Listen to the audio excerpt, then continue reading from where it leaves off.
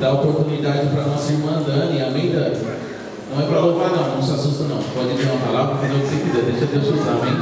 E logo após a Dani, Marlon está com a oportunidade, amém?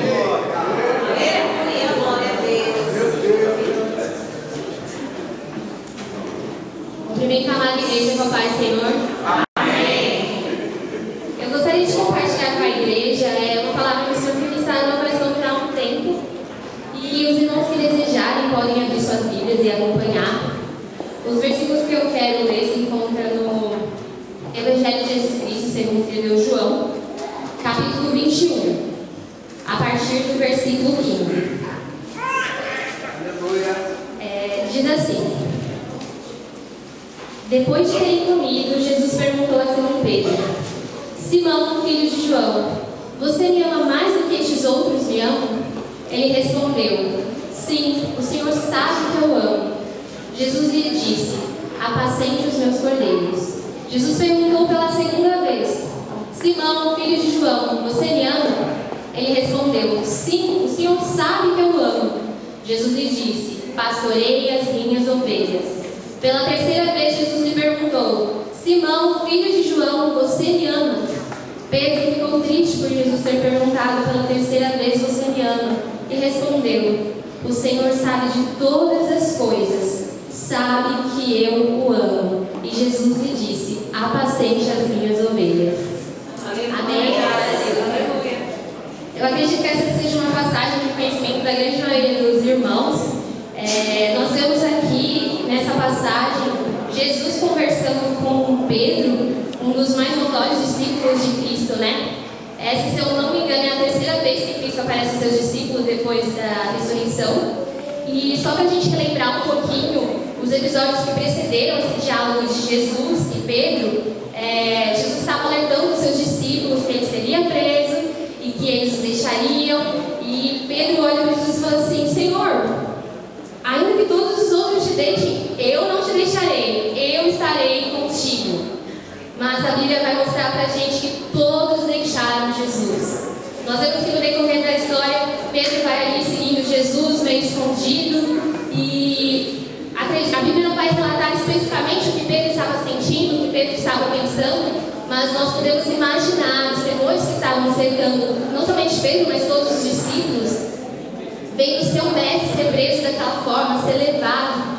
E então, quando as pessoas olham para Pedro e falam: você estava com ele, dá para perceber pelo seu jeito de falar que você estava com Jesus. E Pedro fala: eu não sei do que você está falando.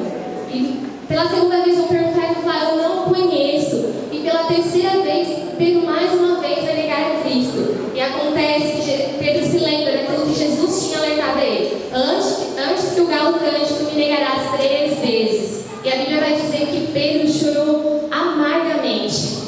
E aqui eu já vejo uma grande lição, que se Jesus nos alerta sobre alguma coisa, é porque ele sabe o que vai acontecer. Pedro estava cheio de convicção: Jesus, eu não. E o que Pedro fez, exatamente o que Jesus disse que ele ia fazer.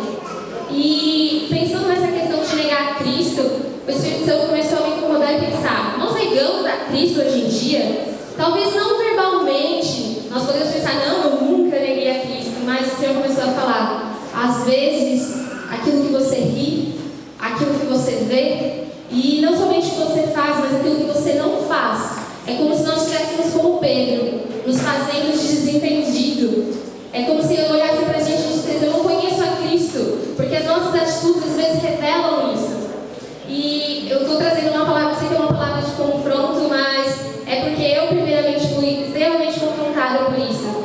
Eu estava no início do ano almoçando com os meus colegas na faculdade, uma roda assim de amigos, e estavam comentando sobre um feriado que estava por vir de cunho religioso, e uma menina comentou, entrando nesse tópico, que ela falou assim: nossa, que Deus criou o homem do barro e tirou a mulher da costela do homem. Que historinha, não tinha nada melhor para inventar. E ali aquilo me cortou, me feriu, eu fiquei assim, mas eu não falei nada, eu fiquei calada. E eu voltei para casa com meu coração remoendo aquilo.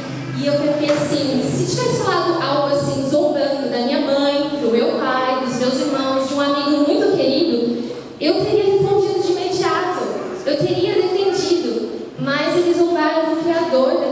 glorificar o meu Senhor, o meu Deus. E eu não fiz nada. Fiquei com aquilo por dias no meu coração. Até que um dia eu estava almoçando com uma outra colega de turma, que também é cristã, de uma outra denominação. E eu comecei a falar para ela. E aí a gente começou a entrar nesses assuntos sobre todos os confrontos que a gente passa estando naquele ambiente. E o sentimento de culpa. E a questão de dar um testemunho. E ali eu vi que eu não era a única que estava sentindo aquele pesar. Eu não era a única que vivia diante de situações onde eu ficava omissa. E Deus começou a falar no nosso coração, nós começamos a orar. E ali nós decidimos chamar todos os nossos outros amigos cristãos da turma, criamos um grupo no WhatsApp, falamos assim, nós estamos no 4º ano de faculdade, são 5 anos. Como a nossa vida tem impactado a vida dos nossos colegas de turma? Nós vamos terminar, vamos embora e alguma coisa mudou a vida deles, por eles estarem no mesmo ambiente que nós, e dizendo que carregamos Cristo. E então nós nos unimos em oração, eu cheguei na igreja, conversei com os meus líderes, perguntei o que eles achavam, e eles falaram que estariam cumprindo de oração e falaram, vai em frente. Então nós nos reunimos e começamos a orar todas as semanas juntos no horário de almoço, orando por todos os colegas de turma de uma forma mais intencional e tentar chamar eles para ouvir a palavra de Deus. Cada uma semana trazia uma palavra simples, tentando trazer para uma linguagem que faça mais sentido para as pessoas que estão lá fora. Porque às vezes, muitas dessas pessoas, a gente convida elas para vir na igreja e elas vão achar estranho, vão achar que não vão gostar, não vão querer. Mas tem uma boa notícia: a gente está em muitos lugares todos os dias. A gente está na escola, na faculdade, no trabalho. E é essa oportunidade que a gente pode aproveitar para falar de Jesus. E às vezes é uma linguagem muito mais acessível, porque às vezes tem um grande pregador aqui, glória a Deus por isso, mas às vezes um jovem amigo seu da faculdade não vai nem entender o que ele está falando. E Jesus começou a falar, eu quero usar vocês do jeito que vocês são. Ainda que vocês achem que vocês são falhos, não são grande coisa, eu vou usar vocês assim. E aí eu fiquei pensando nessa palavra e Pedro negou a Cristo. E aí ele está falando, Pedro, tu me amas, Pedro, tu me amas. E ele, Senhor, o Senhor sabe. E Pedro não amava Jesus e por isso ele o negou? Não, Pedro amava Jesus de verdade, só que ele era homem, ele é falho. E a semelhança de Pedro, nós somos assim, não é porque nós não amamos o Senhor, mas porque nós ainda somos muito falhos, precisamos ser lapidados pelo Senhor. Mas Jesus falou, ele falou profundamente comigo, não são os erros que vão determinar os meus propósitos e os meus projetos, porque eu não chamei vocês para uma culpa que consome, mas eu chamei vocês para um arrependimento que transforma. E aí, conversando com os meus colegas, a gente pensou, a gente não vai para festa, a gente não bebe, a gente não fala palavrão, amém, glória a Deus, mas não é só isso. Jesus estava pedindo para a gente ser mais intencional. Ele falou, não é só sobre o que vocês não fazem, é sobre o que vocês fazem. E nesse momento eu estou pedindo mais de vocês. Se eu contar para os irmãos quantos amigos foram, a gente começou isso em março, se eu não me engano. Estamos em outubro. Apenas 2 pessoas foram. E eu fiquei pensando agora, né, falei assim, Senhor, mas só 2, a gente está fazendo alguma coisa errada, está falando algo. E aí eu peguei, fiz uma dinâmica com os meus amigos e falei assim, eu queria que todos vocês escrevessem no papel o que vocês sentem ao fim das nossas reuniões, das nossas orações, e tudo que saiu dali é que nós estávamos sentindo mais fortes, e nós estávamos sentindo união. E Jesus falou assim, não é porque eles não estão vindo que não está acontecendo o que eu quero. Nós estamos no processo de fortalecer, então uns para os outros, nós somos a imagem e semelhança de Cristo. E caminhando nisso, eu queria dizer que eu estou dizendo isso aqui não porque eu acho que eu estou fazendo uma grande coisa, longe disso. Eu sei que ainda que eu gastasse toda a minha vida para Jesus, não seria nada comparado ao que Ele fez por mim. Mas a Bíblia vai dizer em Efésios 5,16 que nós precisamos aproveitar todas as oportunidades, todo o tempo, porque os dias são maus. Então eu estou aqui falando isso porque eu creio não apenas os jovens, mas a igreja no todo. Talvez Deus, o Espírito Santo já tenha incomodado, faz isso, faz aquilo, chama aquele amigo, investe nisso, e às vezes a gente fica relutando, vai dar certo, a pessoa vai aceitar Jesus, e isso e aquilo. Mas eu estou testemunhando aqui que os meus amigos, apesar deles não estarem lá, quando alguém fica doente, quando alguma coisa acontece, eles mandam uma mensagem e falam, Dani, ora pelo meu pai, ora pela minha mãe, ou até mesmo entre nós, ora para eu conseguir isso, aquilo, e nós temos testemunhado uns na vida do outro o que Deus tem feito. As nossas orações têm sido atendidas.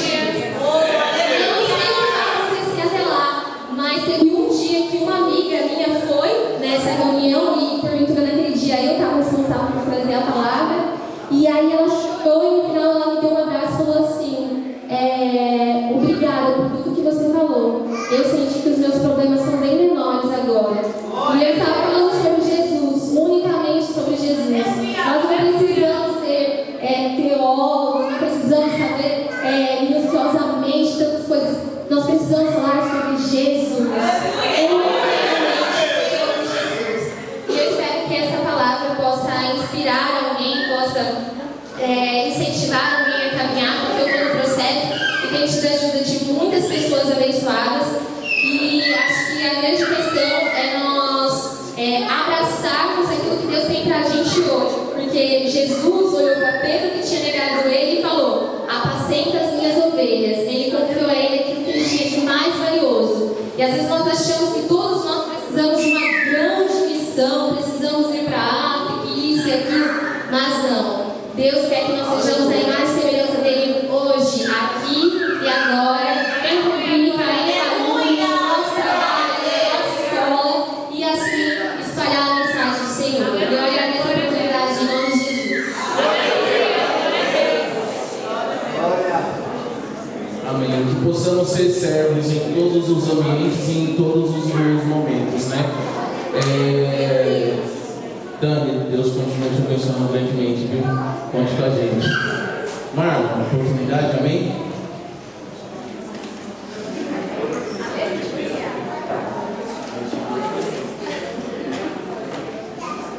Glorificado seja o teu nome, Jesus.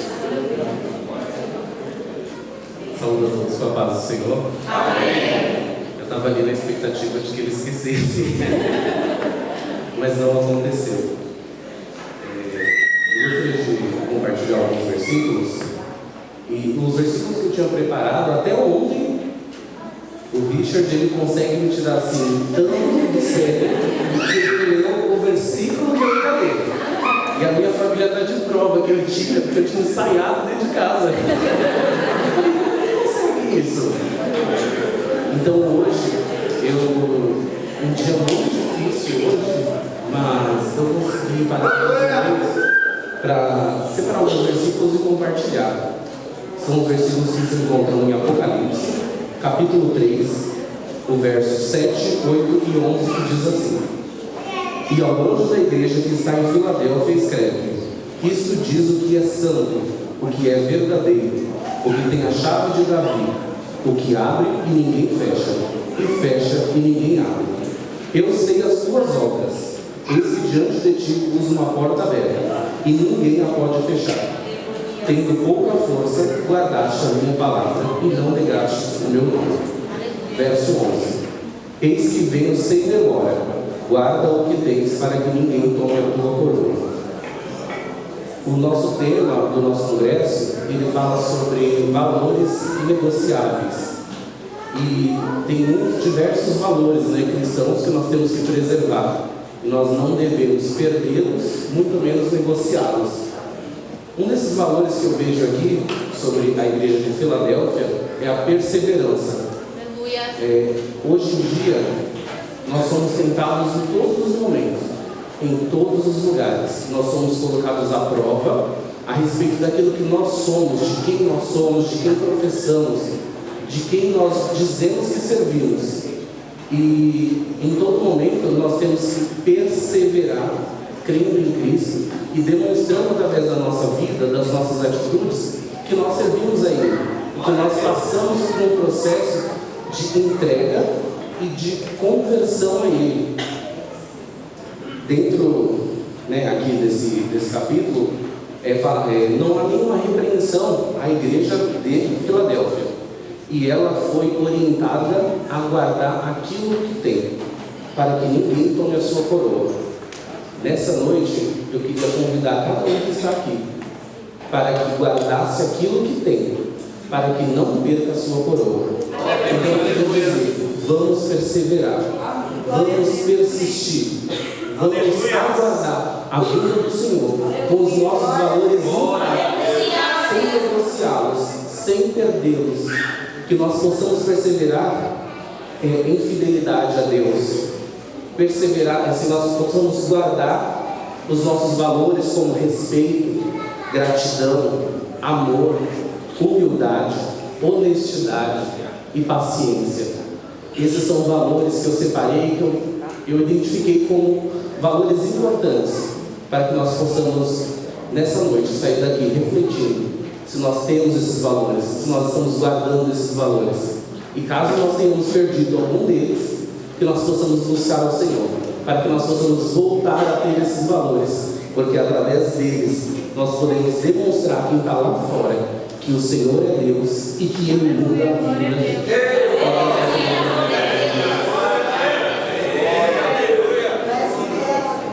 Gostaria de também agradecer a Deus pela vida do Marlon, que ele continue sendo esse secretário esforçado, eficiente, que ele. Gratidão. Que Deus continue usando ele, que ele continue sendo esse filho maravilhoso, futuro médico e solteiro, tá, gente? Se alguém se interessar por solteiro, Deus abençoe, viu?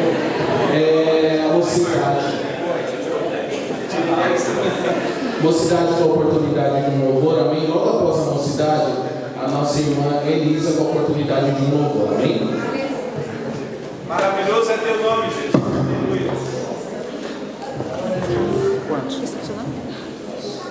Aleluia. Aleluia.